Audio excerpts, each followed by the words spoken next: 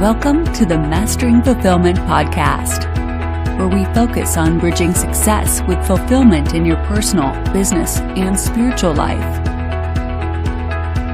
And now your hosts, Scott Berry and Joshua Wenner.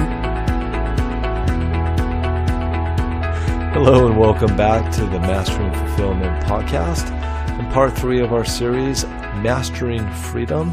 Today we dive a little bit deeper into freedom in relationships. One thing that is apparent, not only in my own life, but I see this all the time in my clients, and it's just something that has come up again and again and again. And you've seen this in movies, and you've seen this in TV shows, and it's this feeling of freedom that we have in relationships. And you'll see this the stereotypes of it's always the men that have cold feet, even women have cold feet. It's this whole idea of I'm going to lose freedom when I enter a relationship. And so, this is a really big thing, is how do we feel free in a relationship? And, I can only speak from personal experiences that, ever since I got with Michelle, that I feel more free than I ever have in my life, whether I was single or not single. And, this doesn't necessarily mean, free to go out and, go hook up with other girls. It's nothing like that. It's all about, do I feel like I have freedom to do the things that move me on a soul level, on a passionate level, to feel like I have the freedom, and not only the freedom to do it, but the support and the backing and the container, if you will, that she provides, that we create as a marriage in this entity, that I feel more free to do all of these things in my life. I was with her and I started my practice, and I lived in Costa Rica for 3 months because I always wanted to learn Spanish, and I was struggling learning it at night school. And so I was like, I just have to go there and immerse myself. And, I was teetering of like, oh, should I go? And I feel like I'm kind of old to do that. I was in my late 30s. I'm like, who goes to, goes to Costa Rica in their late 30s, lives with a family, and then goes to school to learn Spanish. I'm literally surrounded by like 20-year-olds, and she's like, do it. Absolutely do it. And so that helps me feel a little bit more free. And so, I'd like to dive just a little bit deeper. I can more than happy to share my experiences. And then Josh, if you want to share about, what you would consider feeling free in a relationship. But I feel like there's a few different dynamics in this. And one of them is to be able to feel like you're free to explore these other passions that you have in the relationship. Part of it is feeling like you have your own personal space and time in a relationship. And I think that's where this whole notion of, Hollywood context of, men never wanting to get married and feeling like it's a ball and chain, and, feeling like, it's their last, they got to have this whole idea of having a bachelor party. Is like, you got to have one big hurrah because it's the end of your freedom days. Right. And then the other side is sexually. Do you feel like you're sexually free in the relationship? And that's not to like go out and do whatever you need to do with other people, although there is that aspect of having openness, but it's more about being able to feel like you can express who you are as a sexual being to your significant other. That may be bringing in other people into the relationships. That may be saying, I just don't have that high of a sex drive. I find you attractive, but if I had sex once every 2 weeks, I feel complete. And on the flip side, saying, well, that doesn't work for me. I feel like I need more, or I need this type of sex, or whatever it happens to be. Do you feel free to at least express yourself and to be heard in your relationship? And then I feel like the third one, and let me know if you feel like I'm possibly missing something, is, do you feel free to really speak your authentic self to your partner? And I think that's a really big one. And from what I have seen is that the vast majority of couples that have been in long-term relationships may have happy relationships, but they don't necessarily feel free in all these areas. So there's pieces of the relationship where they don't feel free. And so, I thought maybe might be a really nice time to maybe tackle a little bit about, or maybe discuss some of those ideas, about where people kind of come into conflict on that, and then maybe some tips and some feedback on that. I think it's a great idea. I love those areas. I think we dive in and talk through it, because I know that's been some of my challenges is just what you mentioned. I think you're right on the same pulse. Is like the financial is a big deal, to really feel, or not, excuse me, not financial. To me, it's a really big deal to feel the sexual freedom that you can explore, and that's aligned between the two partners. I think from both sides, and not from go play with other partners. For some people, maybe play with other partners, or just explore each other and experience those sides. So I would totally agree with that one. And I liked how you said the space. Some partners need the freedom to have space and their own separate time. Some partners don't like space. And they actually enjoy spending every moment together. So I think having that dialed in is super critical.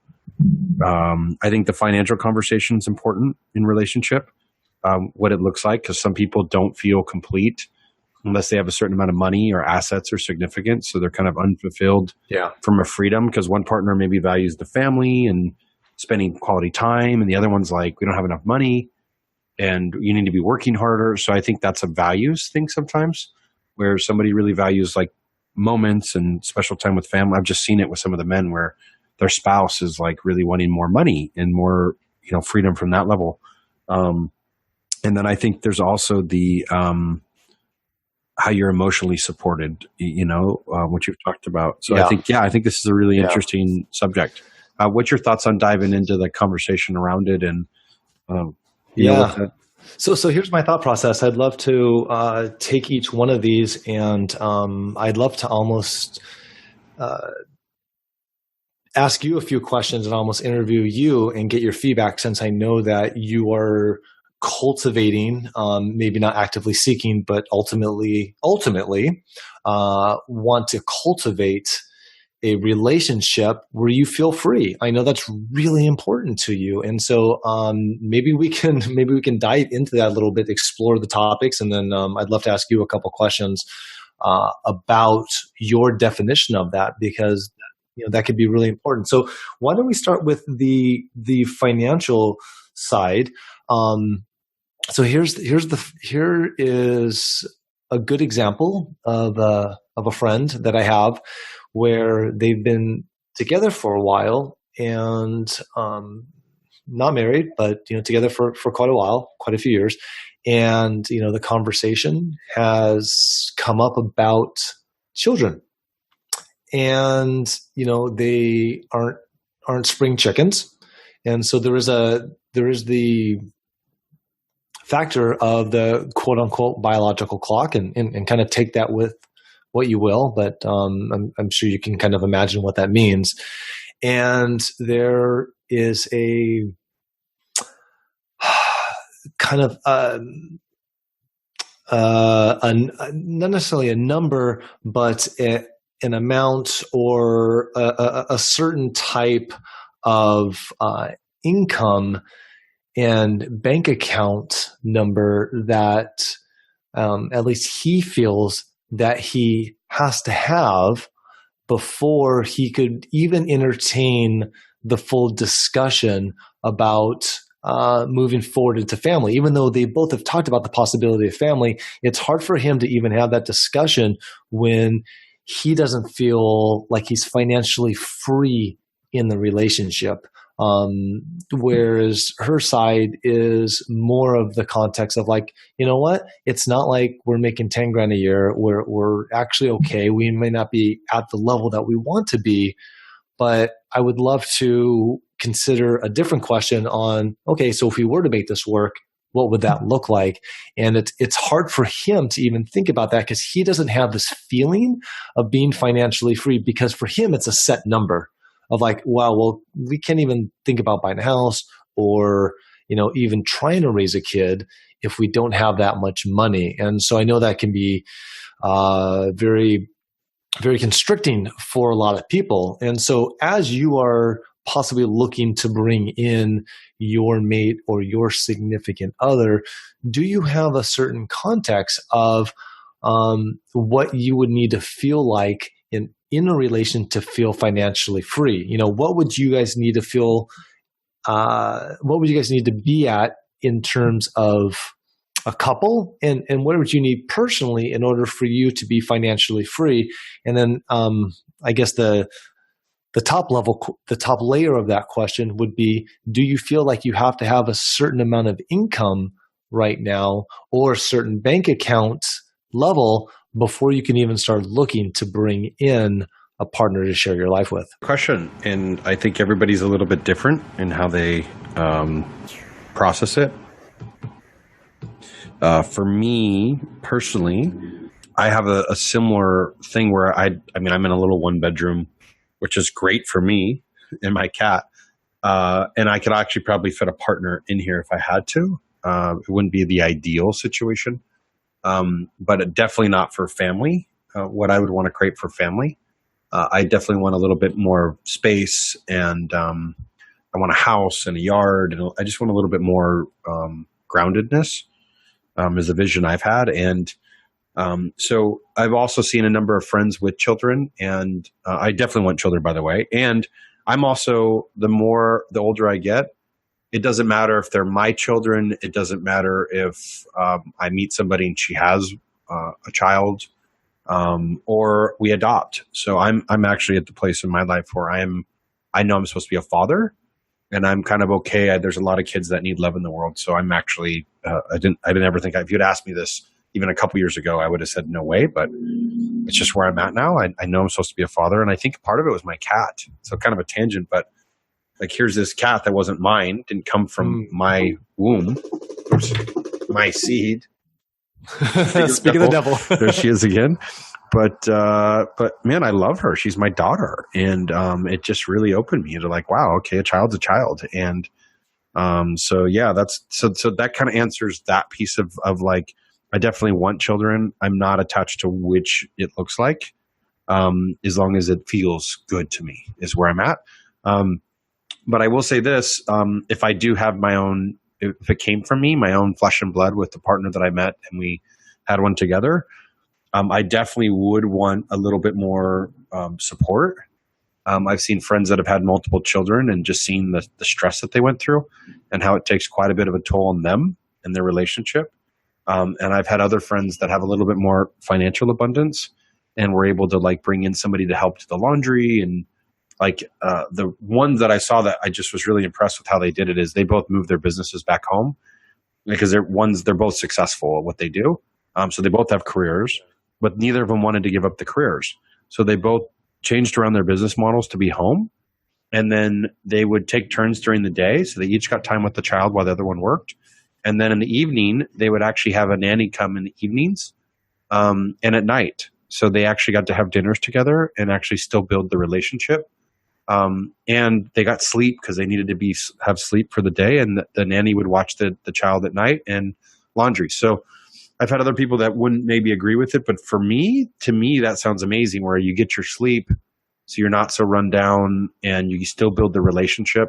And I still myself building whatever I'm creating in the world and my partner.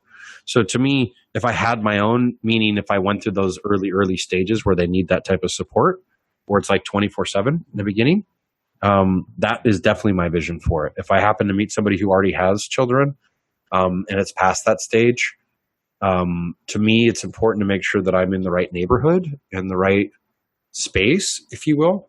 So it feels like family, to raise the children in. So whenever I could create that type of situation is what would be the deal. And I also, for me personally, like I want to coach kids in sports and like I want to be active, like spending time. And so to me, when that chapter shows up in my life, if I can't do So that's why I'm working. I guess brings up another reason. This is one of the reasons I'm like working so damn hard now, is I'm wanting that life so bad where I can work 20 hours a week and spend the rest of the time with my family is really what I'd love. If I had to wave a magic wand, and that's the vision I'm building towards, is that I'm around, I'm a father, I'm there. I'm not a workaholic, always gone. I'm actually with my family, coaching them, heavily involved, but also building business. So that's kind of the vision that I see for me. Is it a certain dollar amount? To me, if it was the right partner and we could go wherever, maybe we would move somewhere else. Like I love LA, but in order to create it, I think number one, it has to be the right partner that I'm ready for that next chapter with. And number two, if it was like now and we felt it was now and I could move somewhere else, I guess what I would say is if it was, that's more important to me than other things. So if I could find another way to do it and still meet that outcome, meaning I move to a different city, I do something totally different outside the box, then I would do it. If I couldn't, I don't think I wouldn't be ready until I could, because to me it is really important. I wouldn't want to be boxed in a shell, feeling extra stressed and have things. I wouldn't want to repeat that energy, you know? So on that question, that would be my answer to that. Yeah, absolutely. So I think what I'm getting from you is it's not necessarily a dollar amount, and I see a lot of people that get really fixated on a certain bank account size or a certain yearly income, but it's more about having enough of the baseline fundamental financial flow, well-being, freedom to be able to have a healthy lifestyle, a healthy dynamic in terms of having enough of your own free time, having enough time that you're still being able to nurture the relationship, that you're still being able to give energy to all these other pieces of your life, right? And maybe sometime because, babies take up a lot of time, they take up a lot of your energy. And if you could have some financial freedom to, say, get some work, to bring in a house cleaner once a week or twice a week, or, whatever it happens to be, that it doesn't have to look a certain way, but as long as it feeds, the fulfillment and the vitality of these other areas, it could be in Bali, it could be in San Francisco, it could be in LA. It doesn't necessarily have to look a certain way, but it just it has to like feel a certain way. Like it has to feel free, in all these other areas, and that those are the areas are nurtured. Yeah, I think you hit it nail on the head. Yeah, it's more saying, what would the money give me? The money would give me. To me, it's the next step. If I thought, okay, if I had a certain amount of money, what would I do? Oh, I'd have the time to spend quality time with the family. I would still spend time building the relationship, so it didn't become all about the kids and you lose the relationship. So to me, it's that's what it would bring, is the freedom to spend quality time with me, spend quality time with the children, spend quality time building whatever I'm building, because I'm always going to be building something, and spending time continuing to build my partnership. To me, and having a space that I feel safe for them, because I'm super protective.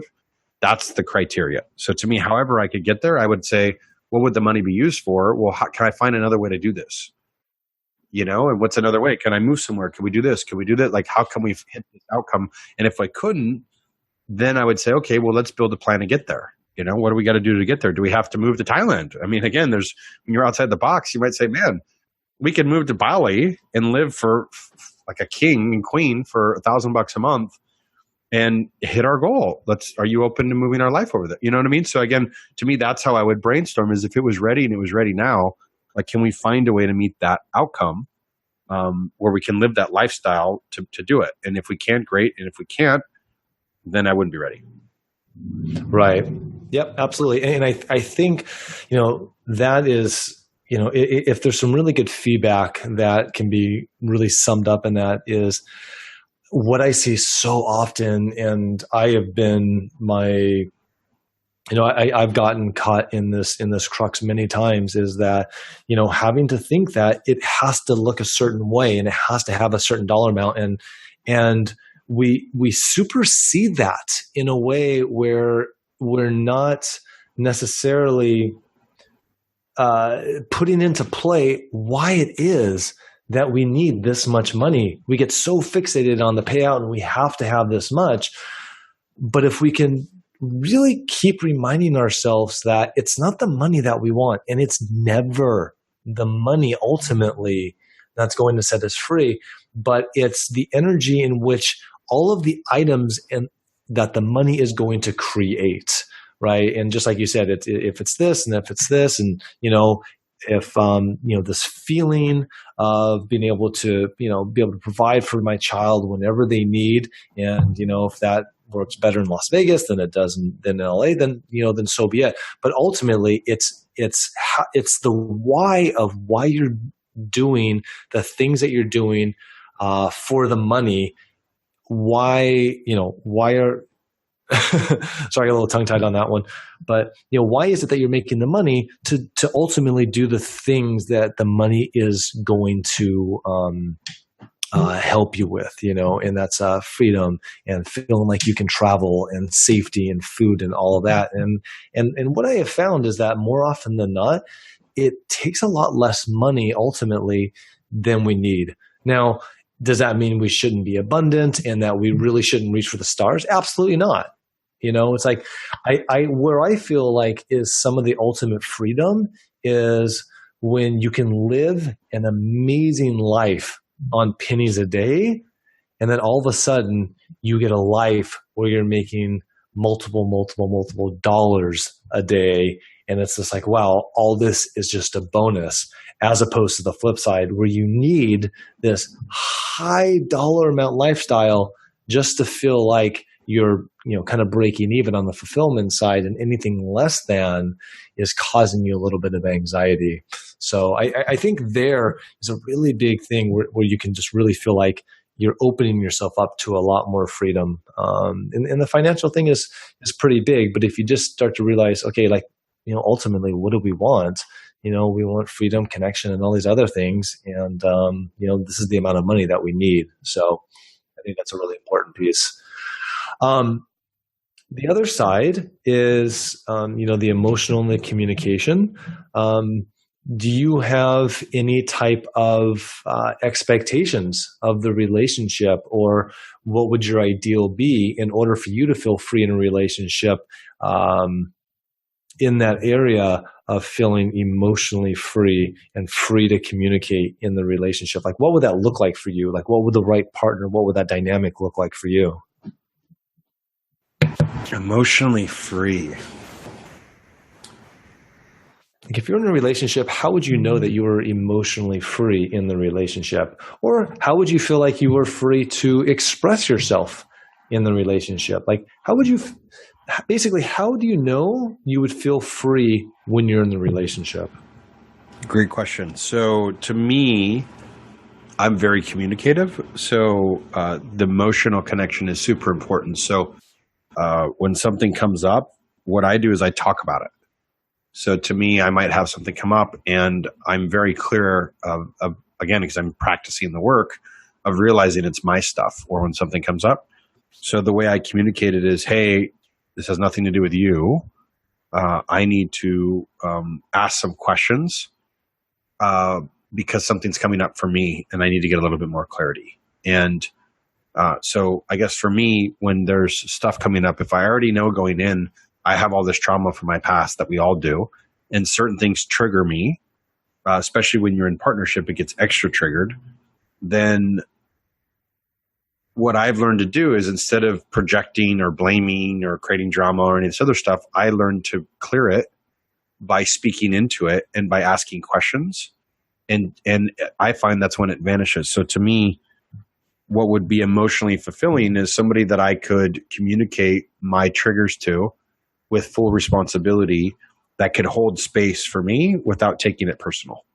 And I find that's a really tricky slope, because I find that then I'm in the past, I'll share this, things were used against me, or because I shared something, then it becomes a big drama in the relationship. And it's like, it had nothing to do with them in the first place, but they made it about them. So one, the safety and to actually communicate transparently, open, radically. with full disclosure that, hey, this is my stuff and I want the safety to clear it. And then 2, so to me, what happens is there's nothing the partner has to do. They just have to show up and be present and hold space.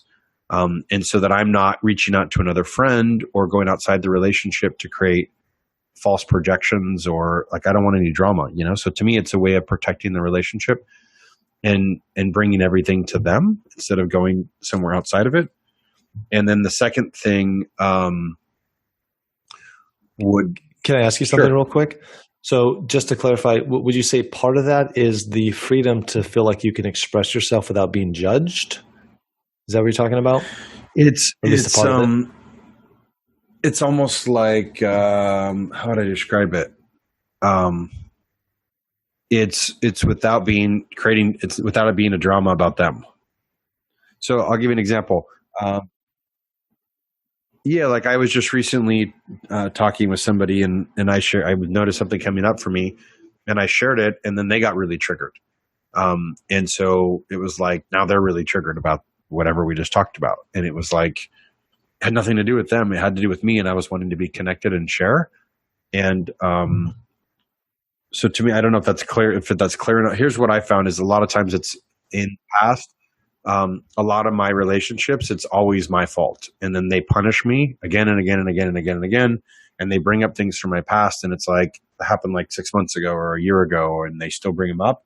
And I'm reliving something over and over and over again. And to me, that's like, so it's like, I feel like when we're in partnership, something comes up for us to release, and then it's gone and we move on to the next thing. So to me, not, punishing me over and over again for something that happened that I cleared.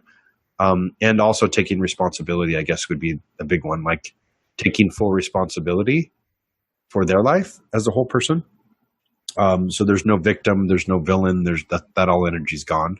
There's no blame that they did this to me, and there's no victim of them being the victim or the villain.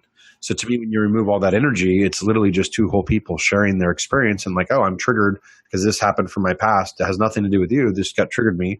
Or, oh, when you do this is my boundary. I need to create a little bit more space. But there's never a victim. There's just feelings being expressed and being heard. And so to me, it feels very supportive, very connective. Even though things can be intense and feel like pressure, it doesn't turn into like the blame game where I feel like, because I like it to just move through it. I'll be like, let's get over this. And I usually end up taking full responsibility no matter what. And to me, it's been very rare that a partner will actually also take full responsibility. And when I've seen it, we move through things so fast. So to me, I guess if I had to narrow it down, that's probably the key is a partner that takes full responsibility emotionally for whatever the triggers are that I trigger them on have to do with them. And honoring me, the fact that I'm triggered because of them. And we have the safety to express that to each other and without taking that on. Right. So that to me, that's, I guess, if I had to define it, what that would look like. Yeah. I have to say, because that hit home as you were talking, that piece right there.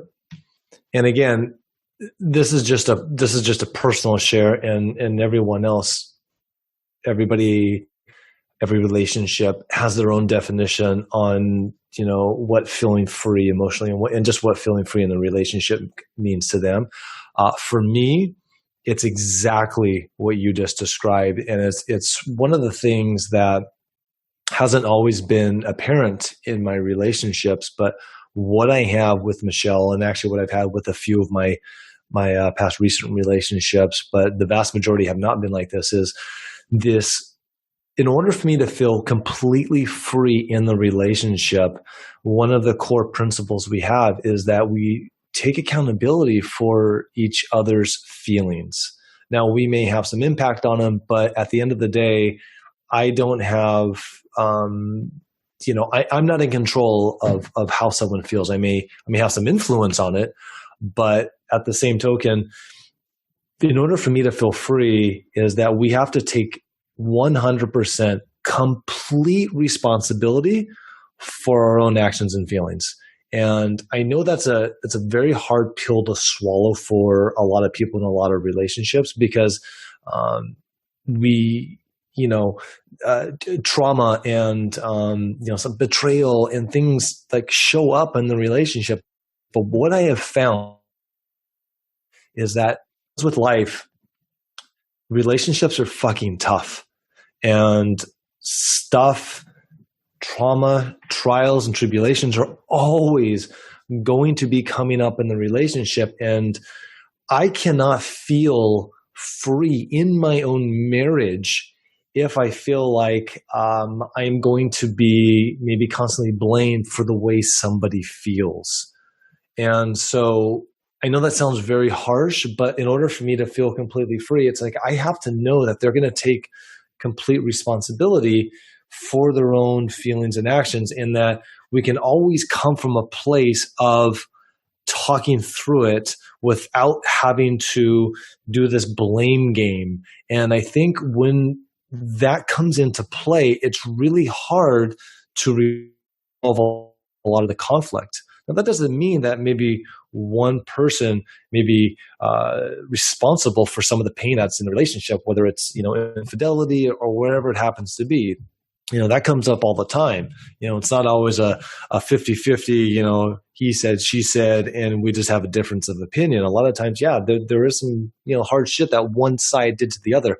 But what I have found is that the relationships and the marriages where each person takes full accountability for their own actions, thoughts, and feelings are the ones that tend to have the most free and the most dynamic marriages that I have personally ever seen. Now, again, this is not the only way to go. It's just my personal observation of what I've seen and what I've seen in my own life. But I know that having that in my relationship, it's one of the most paramount pieces in the relationship that truly makes me feel free in the relationship. And it makes us communicate and go through the very difficult conversations that tend to come up in a marriage. So, I really love what you said, because it is really, really critical, and it is a really hard one because it's something that we're just not taught. We're taught to blame people, and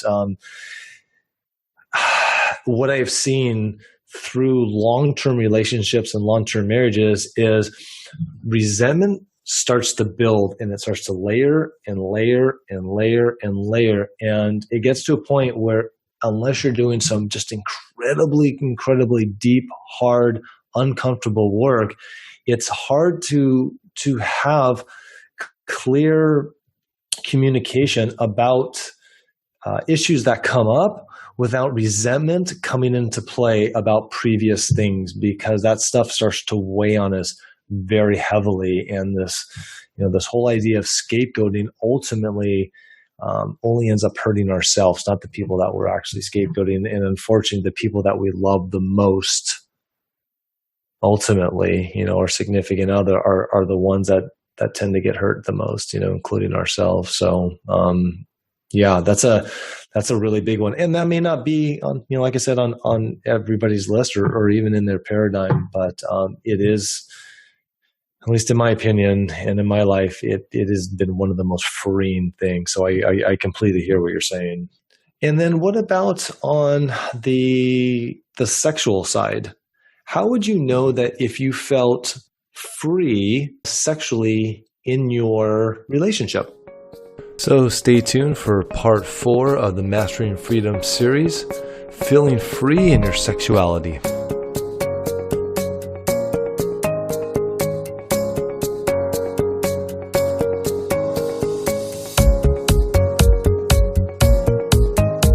Are you ready to take your personal, relational, or business fulfillment to the next level? With one-on-one personal support, co-developed strategies, and accountability, Scott and Joshua have the tools, compassion, and years of experience helping people just like you live an extraordinary life. Visit masteringfulfillment.com for details. If you enjoyed this show, we would be so grateful if you left a review on iTunes or wherever you get your podcasts. This helps us out immensely. Thank you so much.